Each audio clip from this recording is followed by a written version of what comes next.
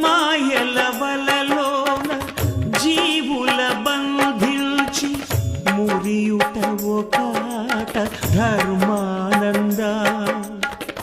ఎదలో గరడాన్ని మధుర సుధగా మార్చి నవ్వించుటొక ఆట మోహానంద. పసి గణపతి